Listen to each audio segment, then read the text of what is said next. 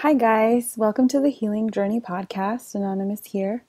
Let me explain my podcast for those of you who've never listened to it. I'm a sexual assault survivor, and I am here to just kind of talk about healing from sexual assault and rape. And one of the things that I want to talk about today was the letter that the Stanford victim wrote to her attacker. That Brock dude, I forgot his last name. What I wanted to do, and I was going to do this yesterday, but I was really busy. I wanted to read it out loud. I know that Congress actually read it out loud today or yesterday. And so I just wanted to read it out loud to put a voice to this letter, especially because it was so powerful for me. I read it yesterday at work and I started crying. Like, I was crying in the bathroom. It was really hard for me to read it, but I can definitely identify with a lot of things that she's going through. I can definitely identify with a lot, like just her suffering, the way she feels about herself, and how this person basically violated her, and the way. But it's not just about that; it's about the aftermath and the consequences of how deeply hurt she is. And she has a lot of healing to do, and I really appreciate her. So I just want to tell her thank you so much for writing this letter, or for reading this out loud and publishing this online, because it really helped me. And just like you, I want to help other people. So I'm going to read this out loud. Your Honor, if it is all right, for the majority of the statement, I would like to address the defendant. You don't know me, but you've been inside me, and that's why we're here today. On January 17th, 2015, it was a quiet Saturday night at home. My dad made some dinner, and I sat at the table with my younger sister, who was visiting for the weekend. I was working full-time, and it was approaching my bedtime. I planned to stay at home by myself, watch some TV, and read, while she went to a party with her friends. Then I decided it was my only night with her, and I had nothing better to do, so why not? There's a dumb party 10 minutes from home. I would go, dance like a fool, and embarrass my younger sister. On the way there, I joked that undergrad guys would have braces. My sister teased me for wearing a beige cardigan to a frat party like a librarian. I called myself Big Mama, because I knew I'd be the oldest one there. I made silly faces. I let my guard down, and I drank liquor too fast, not factoring in that my tolerance had significantly lowered since college. The next thing I remember, I was in a gurney in a hallway. I had dried blood and bandages on the back of my hands and elbows. I thought maybe I had fallen, and I was in an admin office on campus. I was very calm and wondering where my sister was. The deputy explained that I had been assaulted. I still remained calm, assured he was speaking to the wrong person. I knew no one at this party. When I was finally allowed to use the restroom, I pulled down the sweatpants they had given me, went to pull down my underwear, and felt nothing. I still remember the feeling of my hands touching my skin and grabbing nothing. I looked down, and there was nothing. The thin piece of fabric, the only thing between my vagina and anything else, was missing, and everything inside me was silenced. I still don't have words for that feeling. In order to keep breathing, I thought maybe the policemen used the scissors to cut them off for evidence. Then I felt pine needles scratching the back of my neck and started pulling them out of my hair. I thought maybe the pine needles had fallen from a tree onto my head. My brain was talking my gut into not collapsing, because my gut was saying, "Help me, help me." I shuffled from room to room with the blanket wrapped around me, pine needles trailing behind me. I was asked to sign papers that said rape victim, and I thought something had really happened. My clothes were confiscated, and I stood naked while the nurses held a ruler to various abrasions on my body and photographed them. The three of us worked to comb the pine needles out of my hair, 6 hands to fill 1 paper bag. To calm me down, they said it was just the flora and fauna. I had multiple swabs inserted into my vagina and anus, needles for the shots, pills, and Nikon pointed right into my spread legs. I had long, pointed beaks inside me and had my vagina smeared with cold blue paint to check for abrasions. After a few hours of this, they let me shower. I stood there examining my body beneath a stream of water and decided I did not want my body anymore. I was terrified of it. I didn't know what had been of it. If it had been contaminated, who had touched it? I wanted to take off my body like a jacket and leave it at the hospital with everything else. On that morning, all that I was told was that I had been found behind a dumpster, potentially penetrated by a stranger, and that I should get retested for HIV because results don't always show up immediately. But for now, I should go home and get back to my life. Imagine stepping back into the world with only that information. They gave me huge hugs, and I walked out of the hospital into the parking lot wearing the new sweatshirt and sweatpants they provided me, as they had only allowed me to keep my necklace and shoes. My sister picked me up, face wet from tears and contorted in anguish. Instinctively and immediately, I wanted to take away her pain. I smiled at her. I told her to look at me. I'm right here. I'm okay. Everything's okay. I'm right here. My hair's washed and clean. They gave me the strangest shampoo. Calm down and look at me. Look at these funny new sweatpants and sweatshirt. I look like a PE teacher. Let's go home. Let's eat something. She did not know that beneath my sweatsuit, I had scratches and bandages on my skin. My vagina was sore. It had become a strange, dark color from all the prodding. My underwear was missing, and I felt too empty to continue to speak. That I was also afraid. That I was also devastated. That day we drove home, and for hours in silence, my younger sister held me. My boyfriend did not know what had happened, but called that day and said, "I was worried about you last night. You scared me. Did you make it home okay?" I was horrified. That's when I learned I had called him that night in my blackout, left an incomprehensible voicemail, that we had also spoken on the phone, but I was slurring so heavily he was scared for me that he repeatedly told me to go find my sister. Again, he asked me, "What had happened last night? Did you make it home okay?" I said yes, and hung up to cry. I was not ready to tell my boyfriend or my parents that actually I may have been raped behind a dumpster, but I don't know by who or when or how. If I told them, I would see the fear in their faces, and mine would multiply by tenfold, so instead I pretended the whole thing wasn't real. I tried to push it out of my mind, but it was so heavy I didn't talk, I didn't eat, I didn't sleep, I didn't interact with anyone. After work, I would drive to a secluded place to scream. I didn't talk, I didn't eat, I didn't sleep, I didn't interact with anyone, and I became isolated from the ones I loved most. For over a week after the incident, I didn't get any calls or updates about that night or what had happened to me. The only symbol that proved that it hadn't just been a bad dream was the sweatshirt from the hospital in my drawer. One day, I was at work scrolling through the news on my phone and came across an article. In it, I read and learned for the first time about how I was found unconscious, with my hair disheveled, long necklace wrapped around my neck, bra pulled out of my dress pulled off my shoulders and pulled up above my waist, and then I was butt naked, all the way down to my boots, legs spread apart, and had been penetrated by a foreign object, by someone I didn't recognize. This was how I learned what had happened to me, sitting at my desk reading the news at work. I learned what had happened to me the same time everyone else in the world learned what had happened to me. That's when the pine needles in my hair had made sense. They didn't fall from a tree. They had fallen off my underwear. His fingers had been inside me. I don't even know this person. I still don't know this person. When I read about me like this, I said, "This can't be me. This can't be me." I could not digest or accept any of this information. I could not imagine my family having to read about this online. I kept reading. In the next paragraph, I read something that I will never forgive. I read that according to him, I liked it.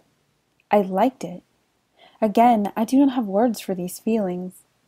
It's like if you were to read an article where a car was hit and found dented in a ditch, but maybe the car enjoyed being hit. Maybe the other car didn't mean to hit it, just bump it up a little bit. Cars get in accidents all the time. People aren't always paying attention. Can we really say who's at fault? And then at the bottom of the article, after I learned about the graphic details of my own sexual assault, the article listed his swimming times. She was found breathing, unresponsive, with her underwear 6 inches away from her bare stomach, curled in the fetal position. By the way, he's really good at swimming. Throw in my mile time if that's what we're doing. I'm good at cooking. Put that in there. I think the end is where you list all your extracurricular activities to cancel out all the sickening things that have happened. The night the news came out, I sat my parents down and told them that I had been assaulted. To not look at the news because it's upsetting, just know that I'm okay. I'm right here, and I'm okay. But halfway through telling them, my mom had to hold me because I could no longer stand up. The night after it happened, he said he didn't know my name. He said he couldn't be able to identify my face in a lineup, didn't mention any dialogue between us, no words, only dancing and kissing. Dancing is a cute term. Was it snapping fingers and twirl dancing, or just bodies grinding up against each other in a crowded room? I wonder if kissing was just faces sloppily pressed up against each other.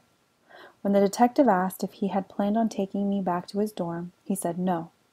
When the detective asked how we ended up behind the dumpster, he said he didn't know. He admitted to kissing other girls at the party, one of whom was my own sister, who pushed him away. He admitted to wanting to hook up with someone. I was the wounded antelope of the herd, completely alone and vulnerable, physically unable to fend for myself, and he chose me. Sometimes I think if I hadn't gone, then this would have never happened. But then I realized it would have happened, just to someone else. You were about to enter 4 years of access to drunk girls and parties, and if this was a foot you started off on, then it is right you did not continue. The night after it happened, he said he thought I liked it because I rubbed his back. A back rub. Never mentioned me voicing concerns, never mentioned us speaking. A back rub. One more time in public news, I learned that my ass and vagina were completely exposed outside. My breast had been groped, fingers had been jabbed inside me, along with pine needles and debris. My bare skin and head had been rubbing against the ground behind a dumpster, while an erect freshman was humping my half-naked, unconscious body. But I don't remember, so how do I prove I didn't like it? I thought there was no way this was going to trial. There were witnesses. There was dirt in my body. He ran but was caught. He's going to settle, forcibly apologize, and we will both move on. Instead, I was told he hired a powerful attorney, expert witnesses, private investigators who were going to try and find details about my personal life to use against me, find loopholes in my story to invalidate me and my sister, in order to show that this sexual assault was in fact a misunderstanding, that he was going to go to any lengths to convince the world he had simply been confused. I was not only told that I was assaulted, I was told that because I couldn't remember, I technically could not prove it was unwanted, and that distorted me, damaged me, almost broke me. It is the saddest type of confusion to be told I was assaulted and nearly raped, blatantly out in the open, but we don't know if it counts as assault yet. I had to fight for an entire year to make it clear that there was something wrong with the situation. When I was told to be prepared in case we didn't win, I said, I can't prepare for that. He was guilty the minute I woke up.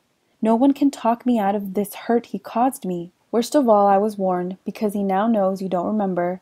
He's going to get to write the script. He can say whatever he wants and no one can contest it. I had no power. I had no voice. I was defenseless. My memory loss would be used against me. My testimony was weak, was incomplete, and I was made to believe that perhaps I am not enough to win this. His attorney constantly reminded the jury the only one we can believe is Brock, because she doesn't remember. That helplessness was traumatizing. Instead of taking time to heal, I was taking time to recall the night in excruciating detail, in order to prepare for the attorney's questions that would be invasive, aggressive, and designed to steer me off course, to contradict myself, my sister, phrased in ways to manipulate my answers. Instead of his attorney saying, "Did you notice any abrasions?" he would say, "You didn't notice any abrasions, right?" This was a game of strategy, as if I could be tricked out of my own worth. The sexual assault had been so clear, but instead, here I was at trial answering questions like, how old are you? How much do you weigh? What did you eat that day? Well, what did you have for dinner? Who made dinner? Did you drink with dinner? No. Not even water? When did you drink? How much did you drink? What container did you drink out of? Who gave you the drink? How much do you usually drink? Who dropped you off at this party? At what time? But where exactly? What were you wearing? Why were you going to this party? What did you do when you were there? Are you sure you did that? But what time did you do that? What does this text mean? Who were you texting? When did you urinate? Where did you urinate? With whom did you urinate outside? Was your phone on silent when your sister called? Do you remember silencing it? Really, because on page 53, I'd like to point out that you said it was set on ring. Did you drink in college? You said you were a party animal. How many times did you black out? Did you party at frats? Are you serious with your boyfriend? Are you sexually active with your boyfriend? When did you start dating? Would you ever cheat? Do you have a history of cheating? What do you mean when you said that you wanted to reward him? Do you remember what time you woke up? Were you wearing your cardigan? What color was your cardigan? Do you remember any more from that night? No? Okay, well, we'll let Brock fill it in. I was pummeled with narrowed, pointed questions that dissected my personal life, love life, past life, family life, inane questions, accumulating trivial detail to try to find an excuse for this guy who had me half naked before even bothering to ask for my name. After a physical assault, I was assaulted with questions designed to attack me. To say, see, her facts don't line up. She's out of her mind. She's practically an alcoholic. She probably wanted to hook up. He's like an athlete, right? They were both drunk. Whatever. The hospital stuff she remembers is after the fact. Why take that into account? Brock has a lot at stake, so he's having a really hard time right now. And then it came time for him to testify, and I learned what it meant to be re-victimized. I want to remind you, the night after it happened, he said he never planned to take me back to his dorm. He said he didn't know why we were behind a dumpster. He got up to leave because he wasn't feeling well, and when he was suddenly chased and attacked. Then he learned I could not remember. So 1 year later, as predicted, a new dialogue emerged. Brock had a strange new story. Almost sounded like a poorly written young adult novel with kissing and dancing and hand-holding and lovingly tumbling onto the ground. And most importantly, in this new story, there was suddenly consent. 1 year after the incident, he remembered. Oh yeah, by the way, she actually said yes to everything, so... He said he had asked if I wanted to dance. Apparently I said yes. He'd asked if I wanted to go to his dorm. I said yes. And then he asked if he could finger me, and I said yes. Most guys don't ask, can I finger you? Usually there's a natural progression of things unfolding consensually, not a question and answer. But apparently I granted full permission. He's in the clear. Even in his story, I only said a total of 3 words. Yes, yes, yes. Before he had me half naked on the ground. Future reference, if you are confused about whether a girl can consent, see if she can speak an entire sentence. You can't even do that. Just one coherent string of words. Where was the confusion? This is common sense, human decency. According to him, the only reason we were on the ground was because I fell down. Note, if a girl falls down, help her back up. If she is too drunk to even walk and falls down, do not mount her, hump her, take off her underwear, and insert your hand inside her vagina.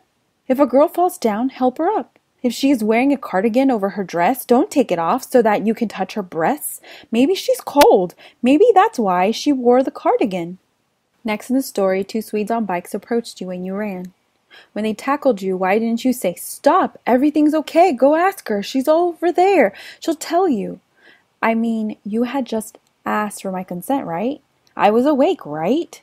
When the policeman arrived and interviewed the evil Swede who tackled you, he was crying so hard he couldn't speak because of what he'd seen. Your attorney has repeatedly pointed out, well, we don't know exactly when she became unconscious. And you're right, maybe I was still fluttering my eyes and wasn't completely limp yet. That was never the point. I was too drunk to speak, too drunk to consent, way before I was on the ground. I should have never been touched in the first place. Brock stated, at no time did I see that she was not responding. If at any time I thought she was not responding, I would have stopped immediately. Here's the thing. If your plan was to stop only when I became unresponsive, then why didn't you not understand? You didn't even stop when I was unconscious anyway. Someone else stopped you. 2 guys on bikes noticed I wasn't moving in the dark and had to tackle you. How did you not notice while on top of me? You said you would have stopped and gotten help. You said that, but I want you to explain how you would have helped me, step by step. Walk me through this. I want to know if those evil Swedes would have found me, how the night would have played out. I'm asking you, would you have pulled my underwear back on over my boots? untangled the necklace wrapped around my neck, closed my legs, covered me, picked the pine needles from my hair, asked if the abrasions on my neck and bottom hurt, would you have then go find a friend and say, will you help me get her somewhere warm and soft? I don't sleep when I think about the way it would have gone if those two guys would have never come.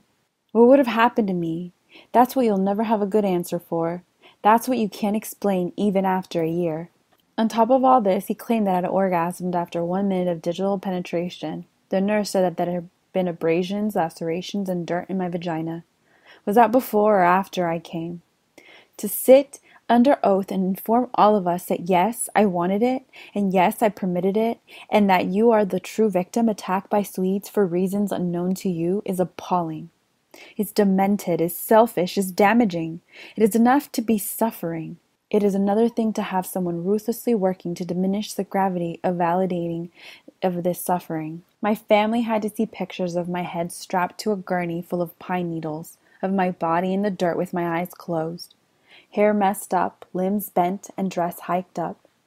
And even after that, my family had to listen to your attorney say the pictures were after the fact. We can dismiss them. To say yes, her nurse confirmed there was redness and abrasions inside of her, significant trauma to her genitalia, but that's what happens when you finger someone, and he's already admitted to that. To listen to your attorney attempt to paint a picture of me, the face of girls gone wild, as if somehow that would make it so that I had this coming to me. To listen to him say I sounded drunk on the phone, but I'm silly, and that's my goofy way of speaking. To point out that, in the voicemail, I said I would reward my boyfriend, and we all know what I was thinking. I assure you my rewards program is non-transferable, especially to any nameless man that approaches me. He had done irreversible damage to me and my family during the trial, and we have sat silently listening to him shape the evening.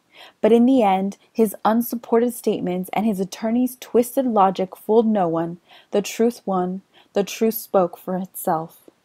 You are guilty. 12 jurors convicted you guilty of 3 felony counts beyond reasonable doubt.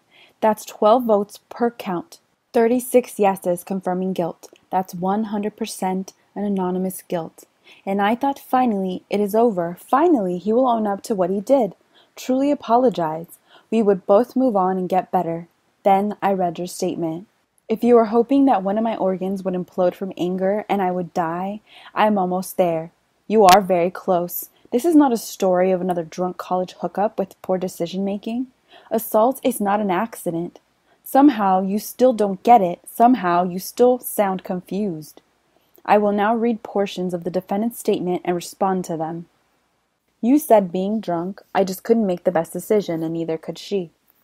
Alcohol is not an excuse. Is it a factor? Yes, but alcohol was not the one who stripped me, fingered me, had my head dragging against the ground, with me almost fully naked. Having too much to drink was an amateur mistake that I admit to, but it is not criminal. Everyone in this room has had a night where they had regretted drinking too much, or knows someone close to them who has had a night where they had regretted drinking too much. Regretting drinking is not the same as regretting sexual assault. We were both drunk. The difference is I did not take off your pants and underwear, touch you inappropriately, and run away. That's the difference. You said if I wanted to get to know her, I should have asked for her number, rather than asking her to go back to my room. I'm not mad because you didn't ask for my number. Even if you did know me, I would not want to be in this situation. My own boyfriend knows me. But if he asked to finger me behind a dumpster, I would slap him. No girl wants to be in this situation. Nobody. I don't care if you know her phone number or not. You said, I stupidly thought it was okay for me to do what everyone around me was doing, which was drinking. I was wrong. Again, you were not wrong for drinking. Everyone around you was not sexually assaulting me. You were wrong for doing what nobody else was doing, which was pursuing your erect dick in your pants against my naked, defenseless body concealed in a dark area, where partygoers could no longer see or protect me, and my own sister could not find me. Sipping Fireball is not your crime. Peeling off and discarding my underwear like a candy wrapper to insert your finger into my body is where you went wrong. Why am I still explaining this? You said during the trial I did not want to victimize her at all. That was just my attorney and his way of approaching the case. Your attorney is not your scapegoat. He represents you. Did your attorney say some incredulous, infuriating, degrading things? Absolutely. He said you had an erection because it was cold. You said you were in the process of establishing a program for high school and college students in which you would speak about your experience to speak out against the college campus drinking culture and the promiscuity that goes along with it. Campus drinking culture? That's what we're speaking out against? You think that's what I've spent the past year fighting for? Not awareness about campus sexual assault or rape or learning to recognize consent? Campus drinking culture. Down with Jack Daniels, down with Sky Vodka. If you want to talk to people about drinking, go to AA meetings.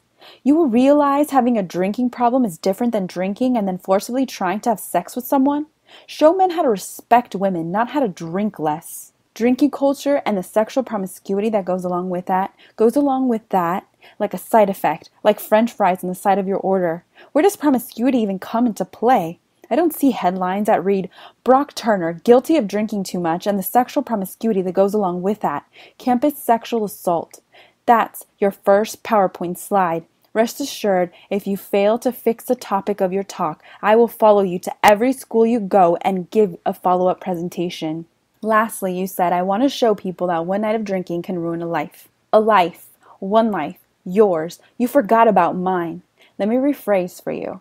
I want to show people that one night of drinking can ruin two lives. You and me. You are the cause, I am the effect. You've dragged me through this hell with you, dipped me back into that night again and again. You knocked down both of our towers. I collapsed at the same time you did.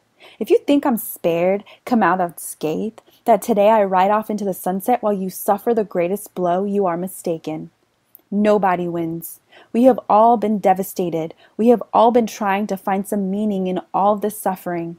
Your damage was concrete, stripped of titles, degrees, enrollment. My damage was internal, unseen. I carry it with me. You took away my worth, my privacy, my energy, my time, my safety, my intimacy, my confidence, my own voice, until today. See, one thing we both have in common is that we are both unable to get up in the morning. I am no stranger to suffering. You made me a victim. In the newspapers, my name is unconscious, intoxicated woman, 10 syllables and nothing more than that. For a while, I believed that's all that I was. Had to force myself to relearn my real name, my identity, to relearn that this is not all that I am not just a drunk victim at a frat party found behind a dumpster while you are the all-American swimmer at a top university, innocent until proven guilty, with so much at stake. I am a human being who has been irreversibly hurt. My life was put on hold for over a year, waiting to figure out if it was worth something. My independence, natural joy, gentleness, and steady lifestyle I have been enjoying became distorted beyond recognition. I became closed off, angry, self-deprecated, tired, irritable, empty. The isolation of times is unbearable. You cannot give me back my life I had before that night. While you worry about your shattered reputation, I refrigerated spoons every night, so when I woke up and my eyes were puffy from crying, I would hold the spoons to my eyes to lessen the swelling so that I could see. I showed up an hour late to work every morning, excused myself to cry in the stairwells. I can tell you all the best places in that building to cry, where no one can hear you. The pain became so bad that I had to explain the private details to my boss to let her know why I was leaving. I needed time because continuing day to day was not possible. I used my savings to go as far away as it could possibly be. I did not return to work full time as I knew I had to take weeks off in the future for the hearing and the trial that were constantly being rescheduled. My life was put on hold for over a year. My structure had collapsed. I can't sleep alone at night without having a light on like a 5-year-old because I have nightmares about being touched where I cannot wake up. I did the thing where I waited until the sun came up and I felt safe enough to sleep. For 3 months, I went to bed at 6 o'clock in the morning. I used to pride myself on my independence. Now I'm afraid to go on walks in the evening, to attend social events with drinking among friends where I should be comfortable being. I've become a little barnacle, always needing to be at someone's side, to have my boyfriend standing next to me, sleeping beside me, protecting me. It is embarrassing how feeble I feel, how timidly I move through life, always guarded, ready to defend myself, ready to be angry. You have no idea how hard I've worked to rebuild parts of me that are still weak. It took me 8 months to even talk about what happened. I could no longer connect with my friends, with everyone around me. I would scream at my boyfriend, my family, whenever they brought this up. You never let me forget what happened to me at the end of the hearing, the trial. I was too tired to speak. I would leave drained, silent. I would go home, turn off my phone, and for days I would not speak. You bought me a ticket to a planet where I lived by myself. Every time a new article came out, I lived the paranoia that my entire hometown would find out and know me as a girl who got assaulted. I didn't want anyone's pity, and I'm still learning to accept the victim as part of my identity. You made my hometown an uncomfortable place to be. You cannot give me back my sleepless nights the way I have broken down, sobbing uncontrollably if I'm watching a movie and a woman is harmed. To say it lightly, this experience has expanded my empathy for other victims. I have lost weight from stress. When people would comment, I told them I'm running a lot lately. There are times I did not want to be touched. I have to relearn that I'm not fragile, I'm capable, I'm wholesome, and not just livid and weak. When I see my younger sister hurting, when she's unable to keep up in school, when she's deprived of joy, when she's not sleeping, when she's crying so hard on the phone she's barely breathing, telling me over and over again she's so sorry for leaving me alone that night. So sorry, sorry, sorry. When she feels so much more guilt than you, then I do not forgive you. That night, I had called her to try to find her, but you found me first. Your attorney's closing statement began. Her sister said she was fine, and who knows her better than her sister? You tried to use my sister against me. Your points of attack were so weak, so low. It was almost embarrassing. You do not touch her. You should have never done this to me. Secondly, you should have never made me fight so long to tell you. You should have never done this to me. But here we are. The damage is done. No one can undo it. And now we both have a choice. We can let this destroy us. I can remain angry and hurt, and you can be in denial, or we can face it head on. I accept the pain. You accept the punishment, and we move on. Your life is not over. You have decades of life ahead of you to rewrite your story. The world is huge. It is so much bigger than Palo Alto and Stanford, and you will make a space for yourself in it where you can be useful and happy. But right now, you do not get to shrug your shoulders and be confused anymore. You do not get to pretend that there was no red flag. You have been convicted of violating me, intentionally, forcibly, sexually, and with malicious intent, and all you can admit to is consuming alcohol? Do not talk to me about the sad way your life was upturned because alcohol made you do bad things. Figure out how to take responsibility for your own conduct. Now, to address the sentencing. When I read the probation officer's report, I was in disbelief, consumed by anger, which eventually quieted down to profound sadness. My statement had been slimmed down to distortion and taken out of context.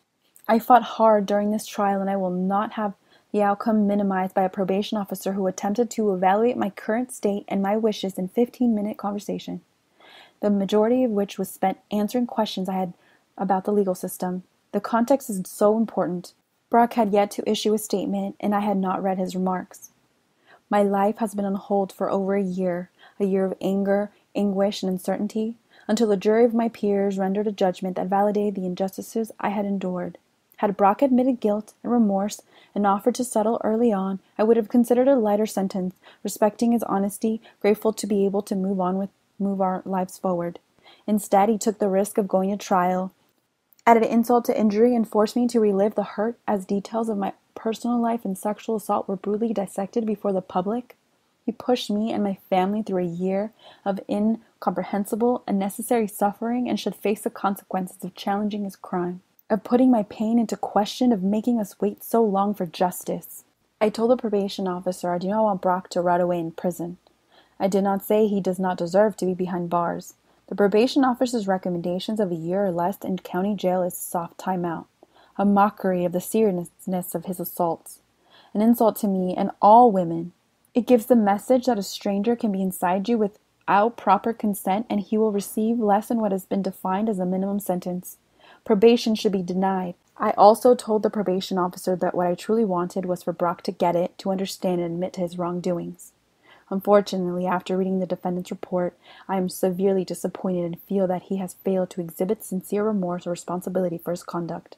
I fully respect his right to a trial, but even after 12 jurors anonymously convicted him guilty of 3 felonies, all he has admitted to was doing is ingest alcohol? Someone who cannot take full accountability for his actions does not deserve a mitigating sentence. It is deeply offensive that he would try and dilute rape with the suggestion of promiscuity. By definition, rape is the absence of promiscuity. Rape is the absence of consent, and it perturbs me deeply that he cannot see that distinction. The probation officer factored in that the defendant is youthful and has no prior conviction. In my opinion, he's old enough to know what he did was wrong. When you are 18 in this country, you can go to war. When you are 19, you are old enough to pay the consequences for attempting to rape someone.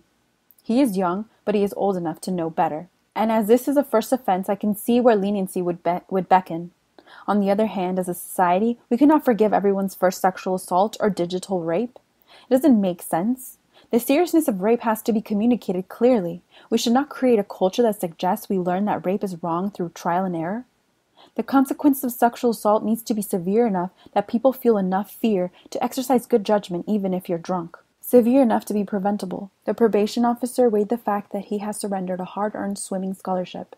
How fast Brock swam does not lessen the severity of what happened to me, and should not lessen the severity of his punishment.